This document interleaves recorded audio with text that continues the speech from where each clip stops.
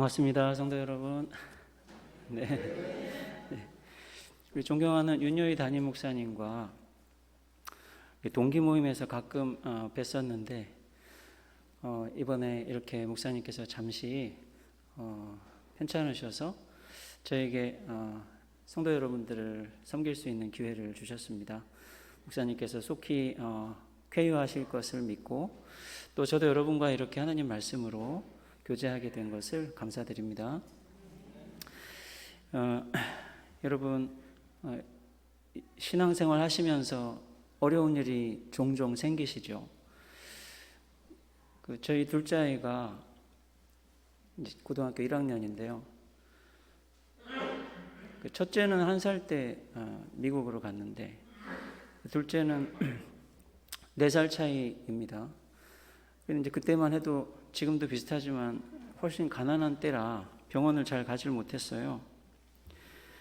그래서 아내가 아이를 임신했을 때 매일매일 기도하는 게 제 일과였었죠.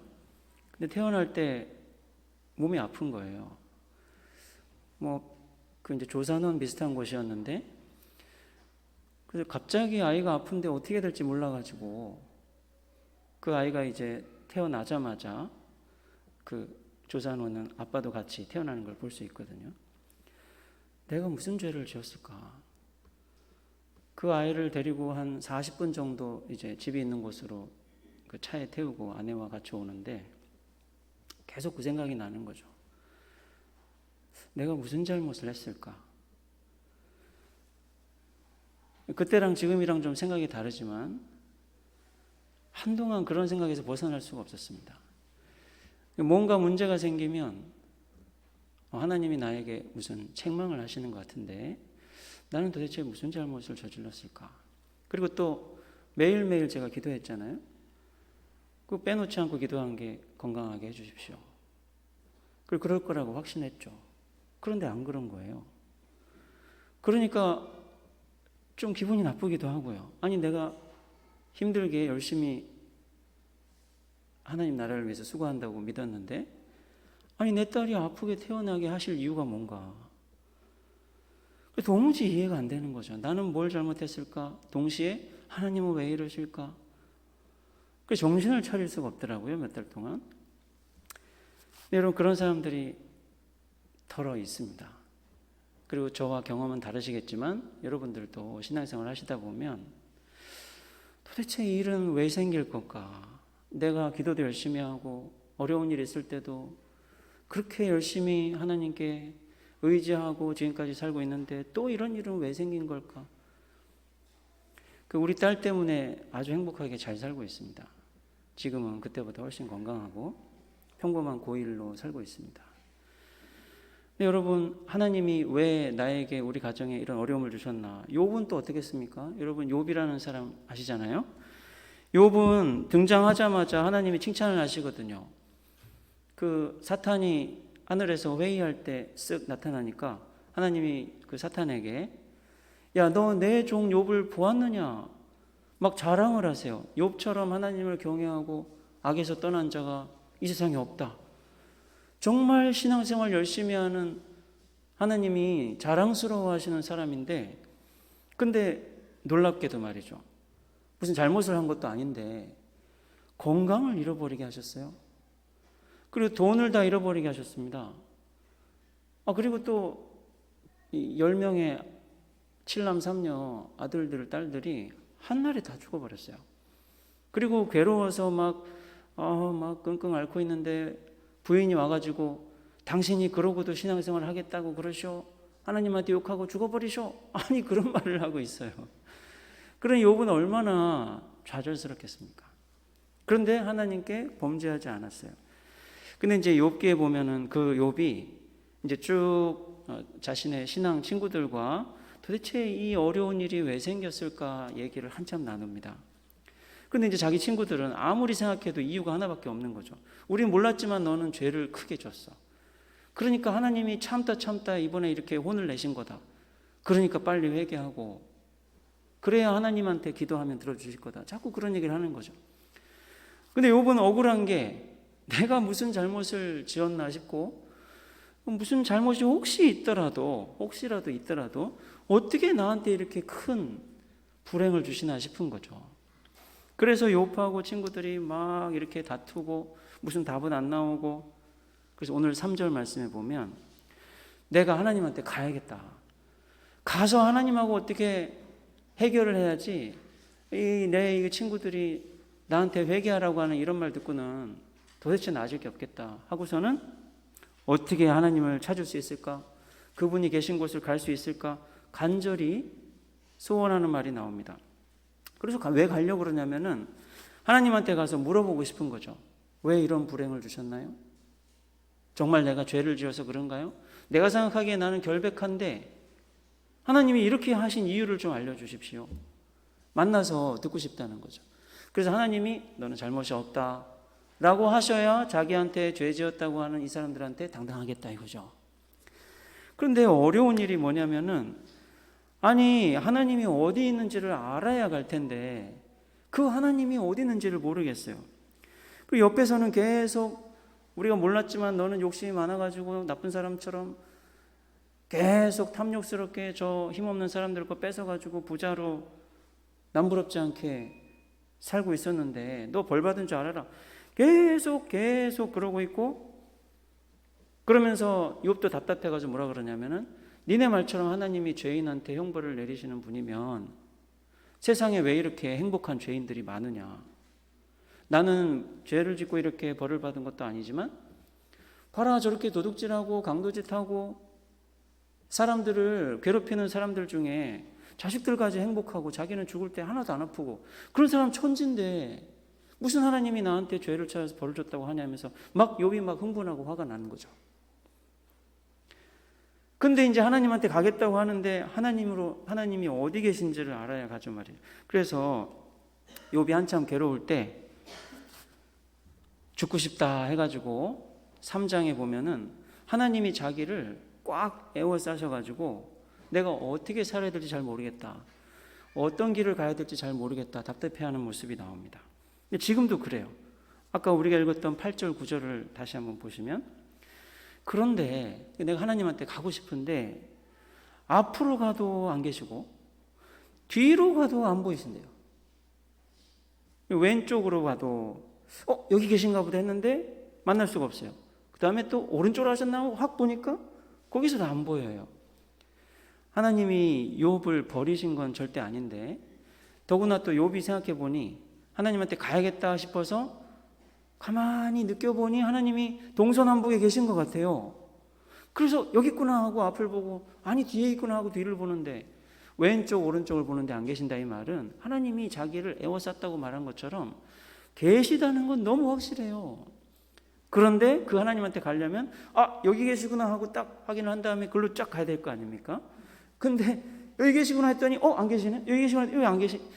하나님이 포착을 할 수가 없는 거죠.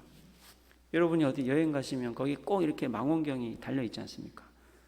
저기 그 휴전선 보는데 혹시 가보셨습니까? 거기도 이제 그 개성 너머로 이렇게 보려면 망원경이 있는데 딱 정해서 이렇게 내가 어디 보려고 딱 이렇게 봐야 보이지, 하나님이 어디 계신지를 모르겠다는 거, 찾을 수가 없다. 그렇게 당황하고 있을 때 욥이 10절에서 나한테는 가야 할 길이 있구나 그럽니다. 길이 있다는 거죠. 길은 그 길을 따라서 어디로 쭉 방향을 따라 가게 돼 있지 않습니까? 자기가 하나님한테 가고 싶은데 어디 계시구나 딱 찾을 수는 없어도 그 하나님한테 갈 수 있게 해주는 길은 있다는 거예요. 그래서 이 길을 욥은 내 곁에 있는 길이라 그럽니다. 내가 가는 길이 10절 말씀입니다. 내가 가는 길을 그가 아시나니. 이 내가 가는 길이라고 하면은 벌써 가고 있는 중이라는 뜻인데, 사실은 더 정확하게는 하나님 어디 계신가 찾다가 딱 봤더니 자기 옆에, 자기 곁에 길이 보이는 거죠. 이 길을 오라고 하나님이 자기한테 여기 길이 있구나라고 알려주신다는 거예요. 그러니까 욥은 지금 이 어려운 상황에서 이 길을 걸어서 하나님한테 갈 것인가, 아니면 이 어려운 상황에서 좌절해서 그냥 끝날 것인가 결심을 해야 되게 생겼어요. 그래서 하나님에게 가려면 이 길을 걸어야 되는데 욥이 15절에서 뭐라 그러냐면 두렵다 그럽니다. 두렵다. 저도 그때 굉장히 두려웠었어요. 제가 그때 미국에 산 지 3년 만이었는데 정말 눈코 뜰 새 없이 바쁘고, 제가 이제 군대를 제대하고 2년 만에 그렇게 미국에 가족들을 데리고 갔었습니다. 제가 다시 군대 왔다는 생각이 딱 들더라고요. 저는 군대에서 죽는 것 같았거든요. 때리는 애들 너무 많았고요. 애들이라고 죄송합니다. 다 저보다 나이도 어리고. 욕하는 애들, 그리고 이제 그 대장님도 다 알면서 모른 척하고. 저는 군대를 지금도 가기 싫어요. 아니, 그쪽에 이제 그 파주 문산 쪽인데요. 얼마 전에 우리 동기분들이 거기서 또 한 분이 통일촌이라고 해서 목회하고 있어가지고 제가 2000년에 제대를 했거든요. 그래서 23년 만에 혹시 갈 뻔했는데 그때도 동기분들이랑 간다고 그러니 갈까 말까 고민을 많이 했었어요. 근데 안 갔습니다. 안 갔는데 지금도 그쪽을 보기도 싫어요. 너무 힘들었던 기억이 나가지고. 근데 제가 미국에 갔을 때 하루하루가 이등병 같았습니다. 돈도 없죠. 앞날도 너무 막연하죠. 근데 왜 내 딸한테 이런 감당할 수 없는 일을 주셨는지 이해가 안 되고 너무너무 힘든 거예요. 두렵고 떨리는 거죠. 하나님이 좀 알려주시고 어떻게 될지 알려주시면 좋겠는데. 그래서 욥도 지금 그 하나님한테 가는 길이 있다 싶어서 가려고 하는데 너무 무섭다. 여러분, 이것을 욥은 연단이라고 합니다. 연단. 여러분 다시 한번 보실까요? 10절 말씀 한번 읽어보시죠. 시작. 그러나 내가 가는 길을 그가 아시나니 그가 나를 단련하신 후에는 내가 순금같이 되어 나오리라. 이 떨리는 마음으로 하나님이 걸으라고 하신 길에서 자기가 이 길을 가는 것을 욥은 연단을 받는 것이다. 단련을 하는 것이다. 이렇게 얘기를 했습니다. 자기가 답답한 마음에 하나님한테 가서 도대체 내가 무슨 잘못을 했나요? 욥의 마음속에는 그 잘못을 알고 싶은 마음보다는 내가 잘못한 것도 없는데 왜 이런 시련을 주셨나요? 하나님 나한테 잘못하셨죠? 이렇게 말하고 싶은데 그 길을 따라서 하나님한테 가려고 하니 막상 너무 두려운 거죠. 그래서 나중에 진짜 하나님을 만나요. 우리가 이제 23장을 봤는데 욥기가 42장까지 있습니다. 근데 이제 38장부터 하나님이 욥한테 나타나셔서 욥하고 정말 대화하시는 시간이 있습니다. 그래서 욥이 지금부터 자기 옆에 있는 이 두렵지만 길을 걸어서 쭉 갈 거예요. 하나님을 만나러 가는 길을 갑니다. 그래서 나중에 하나님이 욥을 만나시더니 욥을 막 야단을 치실 거예요. 왜냐하면 욥이 화가 나고 답답해가지고 견디지만 하나님한테 막 불평하는 말, 또 하나님에게 요구하는 말들을 많이 하거든요. 그래서 나중에 하나님 만나셔서 그동안 욥이 했던 많은 말들을 다 기억하시고, 네가 그렇게 했던 말 있지, 네가 그렇게 한숨 쉬면서 나한테 막 화내고 내가 세상을 주인이면서 막 엉망으로 만들고 있다고 비난했었지 하면서 막 야단을 치세요. 그러면서 하나님이 세상을 어떻게 만들었는지 70가지 이상으로 질문을 하세요. 네가 알면 대답을 해봐라 하면서 질문만 쫙 하시는데 욥이 압니다라는 말을 하나도 못합니다. 그래서 하나님이 그때 욥에게 무슨 대답을 해주신 거냐면, 네가 나한테 내 상황을 봐도 그렇고 세상에 죄인들이 득실거리는 것만 봐도 하나님이 세상을 창조하셨어도 도대체 엉망으로 운영하시고 계시다. 하나님 책임이 참 크다라고 했는데, 그러면 네가 그 세상을 손톱만큼이라도 아는지 증명이라도 해라. 내가 만든 세상을 조금이라도 알면 내가 그런 질문을 네가 하는구나 인정해 줄게 라고 하시면서 질문을 많이 하셨는데 욥이 한마디도 대답을 못한 거예요. 그래서 우리는 이 연단을 욥이 두려워하고 그리고 이제 받아들이고 마침내 하나님을 만나는 데까지 갔는데, 이 하나님을 만나서 내가 단판을 지어야겠다라고 당당했던 욥이 막상 또 하나님을 만났더니 두려워하고 떨게 되는 모습을 봅니다. 근데 그게 참 아름답게 성경이 보여주는 성장하는 사람의 모습입니다. 그리스도인들은 연단을 다 받게 돼 있어요. 저는 비록 학교에서 학생들과 공부를 하고 있지만 욥 같은 사람은 정말 드물지 않겠나. 욥처럼 하나님이 사탄한테 자랑하는 성도가 세상에 얼마나 될까.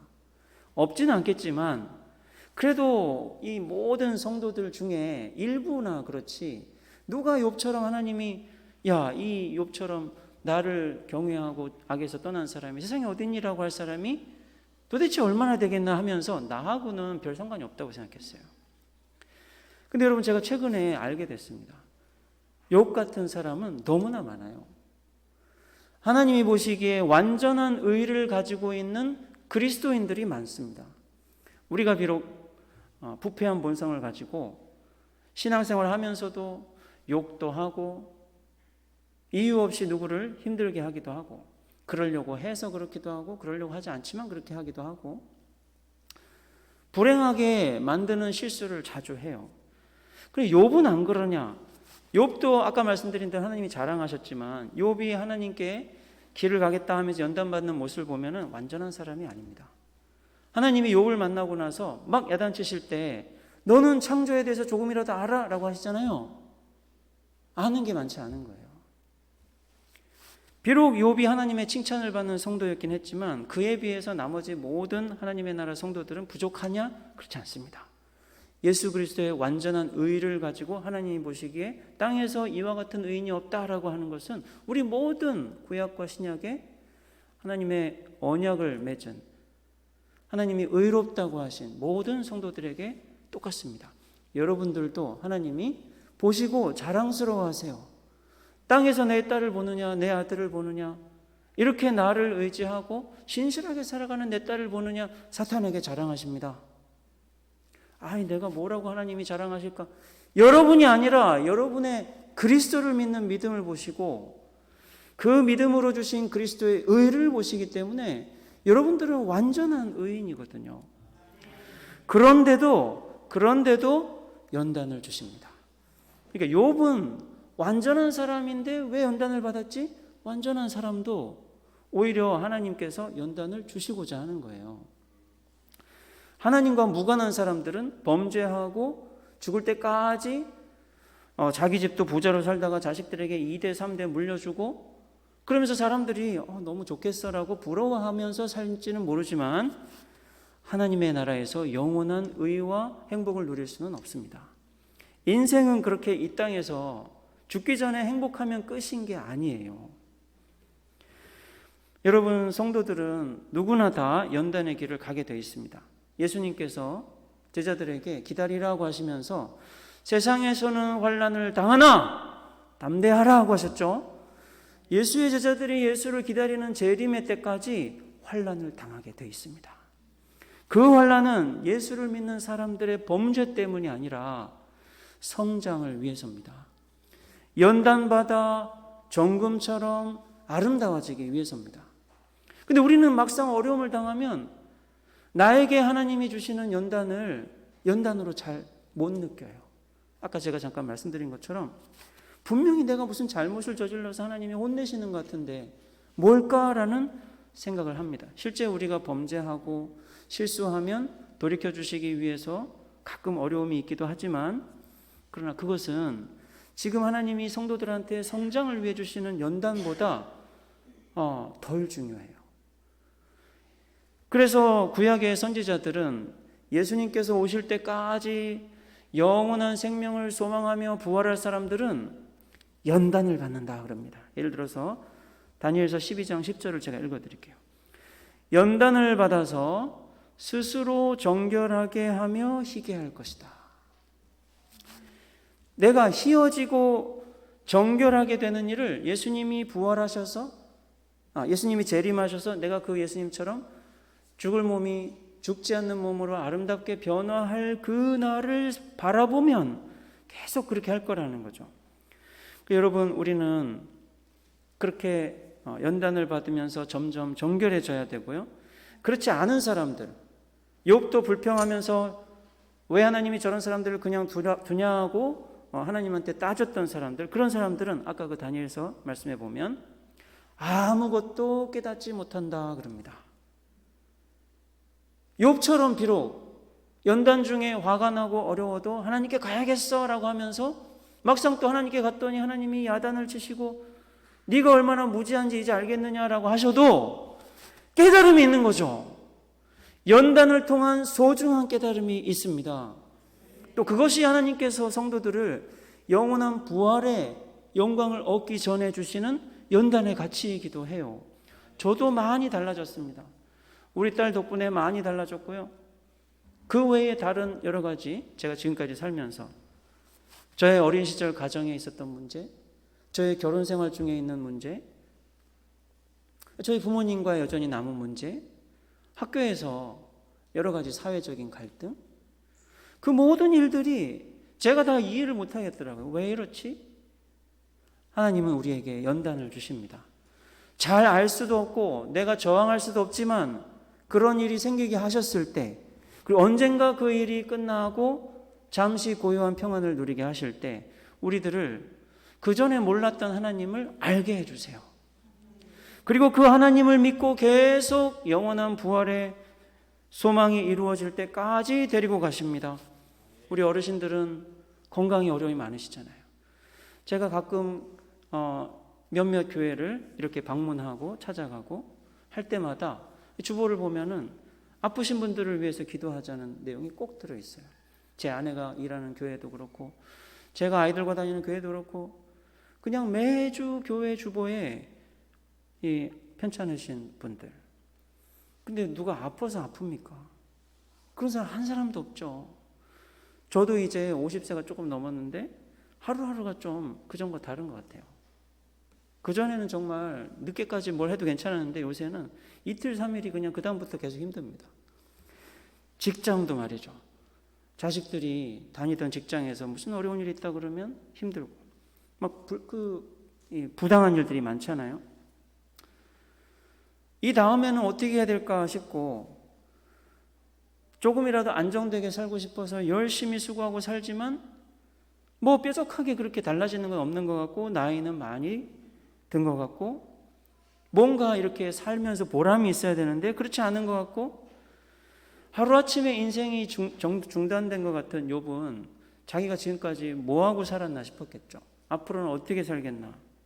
근데 여러분, 하나님은 우리가 이해할 수 없는 어려운 시간들을 통해서 우리 속에 있는 더러운 것들이 그 괴로움 속에서 사라지게 하려고 하십니다.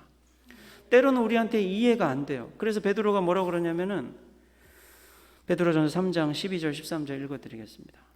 사랑하는 자들아, 너희를 연단하려고 오는 불시험을 이상한 일 당하는 것 같이 이상히 여기지 말아라. 이상해요. 진짜 이상합니다. 이상히 여기지 말아라. 오히려 너희가 그리스도의 고난에 참여하는 것으로 즐거워해라. 이는 그의 영광을 나타내실 때에 너희로 즐거워하고 기뻐하게 하려 하면, 예수님을 만나서 부활하면 그렇게 이상하게 여겨졌던 나의 연단의 시간들 때문에 기쁘고 행복할 거라는 거예요. 여러분, 우리가 연단의 길을 잘 가려면요, 이렇게 하나님이 나에게 그전에는 몰랐지만 연단을 통해서 나에게 하나님을 알게 하시고 또 더 건강하게 하시고 정결하게 하셔서 내 부활을 준비시켜 주시는구나 생각하시기 바랍니다. 그 다음에 또 여러분들이 연단길을 잘 걸어가시려면 하나님 말씀을 따르시면 되세요. 하나님이 여기 계시다 저기 계시다 찾을 수는 없는데 이상하게 욥이 이 길을 보면서 나에게 이 길을 걸으면 하나님에게 갈 수 있다고 하시는구나 생각했던 것처럼 우리 그리스도인들이 연단과 같은 갑자기 생긴 인생에 어려운 일이 생겼을 때 내가 뭘 어떻게 해야 되나 싶을 때 하나님의 말씀을 따르면 됩니다. 하나님의 말씀은 우리가 하나님께 계속 가야 할 길을 가게 해주는 안전한 길과 같아요.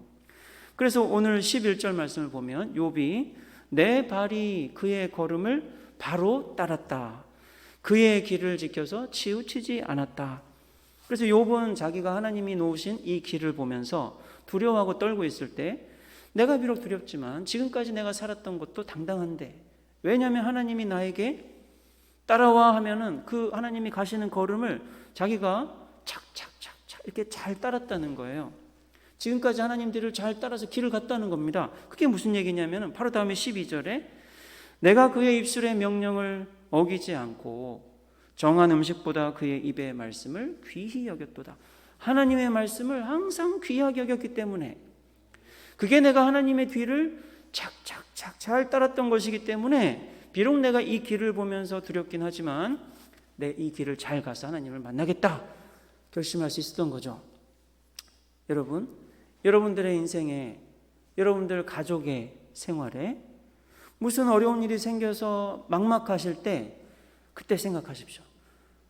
내가 신앙생활하면서 하나님 말씀 귀하게 여기고 묵상하고 생각하고 기도하면서 살고 있었는데 왜 이런 일이 생겼지 이상하더라도 계속 그 길을 가면 됩니다. 나에게 하나님이 하시는 말씀을 귀를 기울여서 들으시려고 하면 돼요. 예배 때 오시기 전에 기도하십시오. 하나님, 저의 삶의 어려움을 아시는데 오늘 목사님을 통해서 내가 하나님께 잘 가고 있다고 말씀해 주십시오.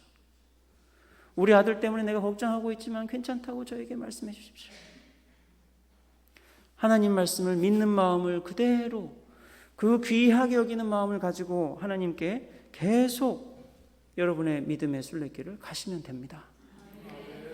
하나님은 욥에게만 그렇게 하신 게 아니에요. 이런 일을 많이 하신다고 합니다. 그래서 여러분 오늘 말씀을 보시면은 욥이 이 자신에게 연단의 길을 오라고 하신 하나님 앞에 두려워하면서도 14절을 보십시오. 나에게 작정한 것을 이루실 것이라. 이런 연단을 하시는 무슨 목적이 있으실 텐데, 그분이 나한테 이루시려는 목적이 있으니 그럴 텐데 이루시리라. 그런데 나한테만 그런 게 아니라는 거죠. 이런 일이 그에게 많이 있느니라. 욥에게 하나님께서 신앙생활 잘한다 칭찬하셨으면서도 고난을 주신 일은 많이 있어요. 욥이라는 참 특별하고 훌륭한 사람에게만 있었던 예외적인 일이 아니고, 사실은 그리스도인들을 부활에 이르기까지 영광스럽게 성장시키고 싶으신 아버지 하나님은 우리의 인생길을 통해서 작정하시고 연단받아서 하나님이 원하는 사람이 되게 하는 일을 많이 하십니다. 우리가 그런 믿음이 필요해요. 나에게 이런 일이 생겼는지 잘 모르고 이상하시더라도 이상하게 생각하지 말자. 하나님이 작정하신 대로 나에게 이루시겠지.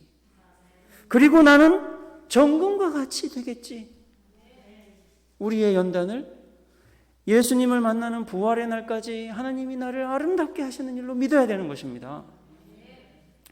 여러분, 알고 보면 얼마나 그런 소망이 우리한테 살면서 필요합니까?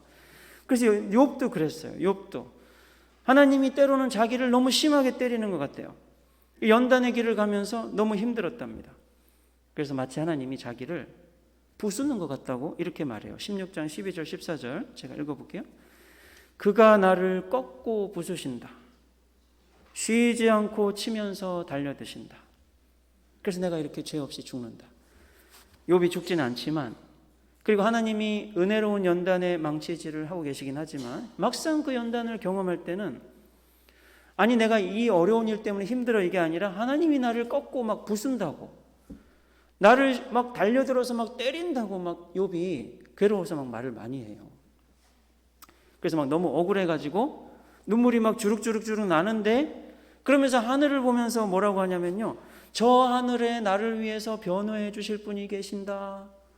하나님은 하나님이고 그 하나님한테 자기가 잘못이 없는데도 이렇게 어려움을 겪는다고 변호해 주실 분이 저 하늘에 누가 있다고 딱 얘기를 해요. 예수님이라고 말은 안 하는데 예수님이죠. 예수님께서 하늘에서 나 대신에 하나님께 나를 잘 말씀해 주실 분이 계신다는 거예요.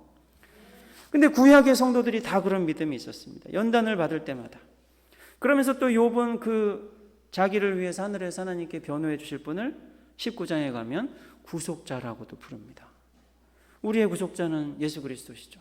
내가 이상하게 이런 어려움을 받으면서 너무 답답하고 어려울 때 아무도 내 마음을 모르는 것 같아요. 그래서 누구한테 얘기를 하면 괜히 쓸데없는 소리나 하고 나 힘들게 하고, 예수님은 아시는 겁니다.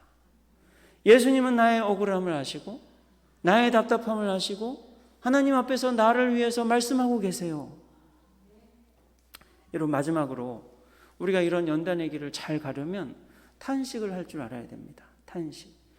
보통 예수 믿는 사람이 뭐 이렇게 표정이 어둡고 우울하고 성령의 기쁨을 누려야 되고 힘차게 살아야지. 그랬으면 되겠습니까? 힘내십시오. 근데 여러분, 연단의 길을 가면은 그러고 싶어도 못할 때가 있어요. 그럼 그때 내가 이러면 안 되는데 자책만 하지 마시고 탄식도 하라고 하십니다. 탄식은 연단을 받을 때 하나님께 잘 가고 있다는 증거예요. 내가 어디 잘못된 생각하고 믿음을 잃어버리고 방황하니까 이렇게 나쁜 생각이 나고 말하나 보다, 그게 아닙니다. 내가 정결해지고 못된 것을 버리고 하나님께 가는 과정에 하나님이 나한테 한숨도 쉬게 하고 때로는 불평도 하게 하고 그러면서 예수 그리스도를 소망하게도 하고 그러면서 하나님이 원하시는 사람으로 점점 달라지게 합니다. 욥은 정말 탄식을 많이 했어요. 오늘 우리가 읽었던 말씀처럼 하나님이 앞에 계신 것 같고 뒤에 계신 것 같고 옆에 계신 것 같은데 도무지 어디 있는지 모르겠다, 이 말을 9장에 가면 먼저 했어요. 근데 그렇게 말을 하고 나서 욥이 깊이 좌절하면서 그 하나님 가야 되는데 못 가니까 좌절하면서 이 하나님은 죄 없는 사람이나 범죄한 사람이나 다 똑같이 멸하시는 분이지, 탄식을 해요. 욥이 이렇게 탄식하니까 우리 이제 성경을 볼 때 여러분들 이제 혼자 성경을 보시고 기도하실 때 막상 이런 욥처럼 말하는 사람들이 시편에도 있고 선지자들 중에도 있고 많거든요. 그냥 지나갈 수도 있지만 욥이 또 화가 나가지고 좌절해서 그러는구나 싶기도 하지만 사실 맞아요. 맞는 면이 있습니다. 하나님이 세상의 죄인들을 형벌하실 때 이렇게 그 집게로 이렇게 너희 죄인이고 이렇게 나와라 딱 찍어가지고 이렇게 해가지고 얘만 이렇게 막 혼내는 것은 거의 없어요. 아무 잘못도 안 했는데 어린애들도 자기가 잘 모르는데 그렇게 고통스럽게 사고를 당하거나 죽는 일이 아주 흔합니다. 하나님이 없느냐? 계시잖아요. 그 하나님이 이 세상을 창조하신 분이고 따라서 그 하나님의 책임이잖아요. 이 세상을 의롭게, 그리고 모든 사람이 그 하나님이 의롭다는 것을 알게 하셔야 될 분이 하나님이시잖아요. 근데 막상 세상을 보면 우리 성도들을 포함해서 억울한 일이 참 많단 말이죠. 우리 성도는 어떻게 해야 되느냐? 하나님이 왜 그렇게 하시는지 물어본다고 해서 하나님이 속 시원하게 욥한테도 그런 것처럼 즉시 알려주시진 않습니다. 성경에 보면 그런 사람들은 탄식하면서 하나님이 정하신 때에 모든 일을 의롭게 드러내시고 심판하실 것을 기다리는 모습을 보여줘요. 우리가 가야 할 길은 여러분에게 남아있다고 예상하시는 인생의 시간이 10년이든 20년이든 그렇게 짧은 시간이 아닙니다. 여러분들은 잠시 주님께서 오시는 때까지 기다리다가 그의 안식을 누리다가 주님이 오실 때에 다시 일어나서 죽지 않는 몸으로 부활해서 주님을 만나고 영원히 주님과 함께 계시게 될 영원한 미래를 가지고 계세요. 여러분들이 주님을 만날 때까지 이 세상을 경영하시는 하나님을 믿고 의지하셔야 되는데 알 수 없는 문제도 많고 또 그것을 안다고 해도 사실은 그렇구나 하고 넘어가게 되기보다는 어리석은 우리는 욥처럼 막상 하나님을 만나면 별 할 말이 없단 말이죠. 더 좋은 건 뭐냐면 슬퍼하고 탄식하는 겁니다. 여러분 지금 우크라이나가 전쟁을 하고 있잖아요. 여러분도 우크라이나 안 가보셨죠? 저도 안 가봤습니다. 근데 얼마 전에 제가 우크라이나 유년부쯤 되는 한 7살, 8살쯤 되는 소녀 3명이 방에 앉아서 아마 엄마랑 기도하는 모습인 것 같아요. 이 소녀들이 눈물 콧물 흘리면서 같이 기도하는 걸 제가 봤어요. 여러분 우크라이나 어린이가 750만 명쯤 되는데요. 500만 명이 지금 난민이 됐답니다. 다 집을 잃었어요. 제가 본 그 짧은 화면에서도 집이 아닌 것 같았어요. 근데 그 소녀가 이렇게 기도하는 거예요.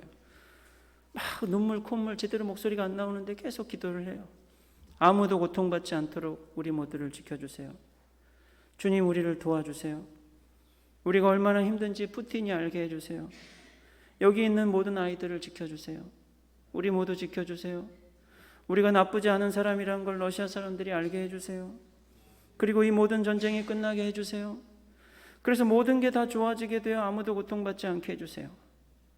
그리고 또 한참 울더니 탱크가 집을 쏘지 않게 해서 사람들이 살 수 있게 해주세요. 저는 이 어린 소녀가 탄식한다고 느꼈어요. 이 어린 소녀가 믿음으로 간절히 기도하며 탄식하는 전쟁이 있지 않습니까? 욥이 살았던 세상에, 욥의 주변에 전쟁이 있지는 않았어요. 욥은 정말 행복하게 잘 살고 있었습니다. 그런데 이 연단을 봤더니 욥이 눈을 들어서 세상을 봐요. 봐라, 이 세상에는 얼마나 괴로워하는 사람들이 많으냐. 이 많은 사람들은 도대체 어떻게 되는 거냐. 욥이 막 탄식을 하고 분노하고 하나님께 계속 가서 할 말이 있다면서 갑니다. 여러분, 어제 새벽에 이태원에서 149명이 죽었대요. 저도 새벽에 좀 일찍 일어나서 뉴스가 그렇게 나왔더라고요. 무슨 할로윈이라고 귀신 복장을 하고 젊은이들이, 주로 그런 곳에는 중년 이상의 어른들이 가진 않죠. 10대, 20대의 청년 149명, 어린이 1명 포함해서 질식사했습니다. 근데 이 할로윈이라는 게 이 영국 사람들의 옛 조상인 켈트족이 귀신이 좀 어떻게 해코지 하지 말라고 액땜하는 예식에서 나온 서양의 귀신 문화거든요. 이게 추수감사절이랑 거의 비슷한 때 늘 치러지곤 해요. 그러면 집집마다 뭐 이렇게 이상한 거 막 해골바가지 해놓고 뭐 복장도 이상하게, 그러면서 소위 자유를 부르짖는 사람들이 그날 마음껏 원하는 걸 하라고 옷을 어떻게 입든 무슨 노래를 부르든 춤을 추든 뭐 약을 뭘 먹든 그런 광란의 날인데, 우리나라에 2010년 이후로 계속 이게 퍼져가지고 어디 코스트코 가면은 그 애들 선물 사주는 코너에 가도 이 할로윈 데이 되면은 장식품들 이런 거 많아요. 근데 이번에 정말 이 할로윈 때문에 어떻게 죽었냐면요, 앞에 몇 사람이 넘어졌는데 뒤에 가던 사람들이 밀고 눌러가지고 압사된 사람들이 149명이랍니다. 우리나라 사회의 이 귀신의 문화, 점집은 또 얼마나 많아졌는지, 온라인에 광고하는 사람, 뭐 유명한 유튜버들 중에 그 동영상 찍어서 자기 그 독자들 많이 늘리는 사람들 중에 점쟁이 유튜버들 무수히 많습니다. 놀랍게도 우리 그리스도인들 중에 어디 부동산 분양받는 거 어디 신청해야 되는지 알고 싶으면 목사님은 모르기 때문에 점쟁이한테 간다는 사람 많아요. 우리 딸이 어디 취직해야 되는지 모르는 거는 우리 목사님도 못 가르쳐 주기 때문에 점쟁이한테 가야 된다는 사람 많아요. 저는 그게 농담인 줄 알았습니다. 예수 믿는 사람이 하나님 나라에서 구할 수 있는 가치도 있지만 세상에서 어려운 일이 있으면 점쟁이 찾아가야 되는 사람 많아요. 여러분, 하나님의 나라에서 점술, 술객 모두를 죽여서 근절시키라고 했습니다. 왠지 아십니까? 인생이란 하나님께서 성도들을 연단시켜주기 위해서 알 수 없는 일도 많고, 그 알 수 없는 일들 중에서도 정금과 같이 아름답게 하시려고 섭리하시는 것이 인생인데, 이 하나님의 절대적인 주권을 믿지 못하도록 더러운 영들이 그래 행복하게 해줄게, 걱정하는 거 없게 해줄게, 어느새 이런 귀신의 문화 때문에 10대, 20대 청년들이 149명이나 하룻밤에 죽는 일이 바로 어제 우리나라에 생기지 않았습니까? 우리가 해야 될 일이 뭡니까? 탄식하는 거죠.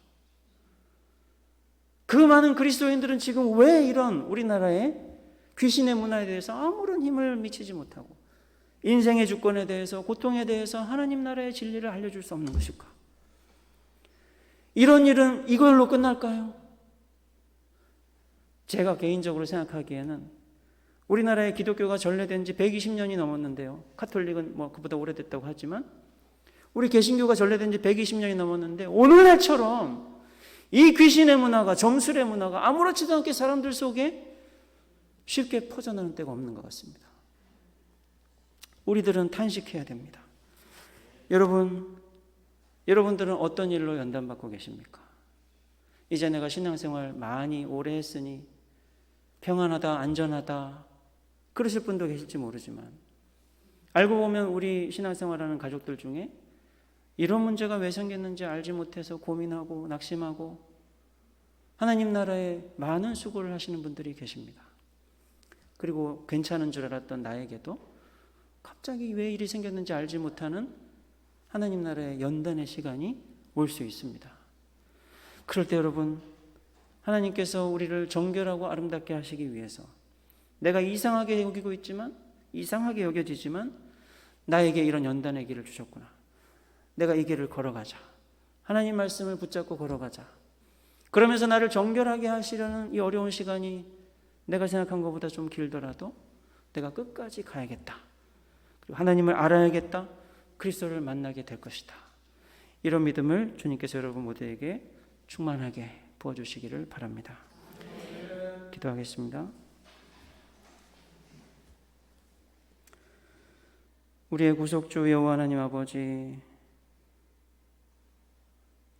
주께서 온 세상을 창조하시고 지금도 하나님의 주권으로 섭리하고 계심을 믿습니다.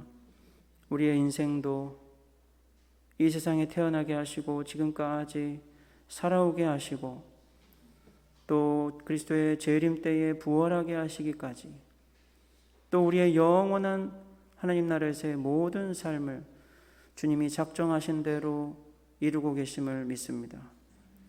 때로 우리가 이 연단을 거치며 더러운 것을 불 가운데서 태우시는 하나님의 섭리를 통해 고통하며 좌절하며 두려워하게 되지만 이 모든 연단을 통해 하나님이 우리에게 계획하신 대로 이루심을 믿고 감사드립니다. 우리가 탄식할 때도 긍휼을 베풀어 주시고 우리의 탄식을 통해서 이 어두운 사회에 하나님을 알게 되는 은혜가 임하게 하여 주시옵소서. 사랑하는 윤효희 목사님, 육신의 질고로 인하여 고난 중에 있사오니 주님께서 불쌍히 여겨주시고 속히 쾌유케 하여 주시옵소서. 사랑하는 성도들과 함께 정금과 같이 되는 이 믿음의 연단의 길을 인도하고 지도하실 수 있도록 주의 강한 오른팔로 사용하여 주시옵소서. 몸이 아프신 성도들, 삶에 생긴 막연한 어려움 때문에 두려워하는 모든 성도들에게 정금과 같이 되리라는 욥의 믿음으로 복을 내려 주시옵소서. 구주 예수 그리스도의 이름으로 기도드립니다. 아멘.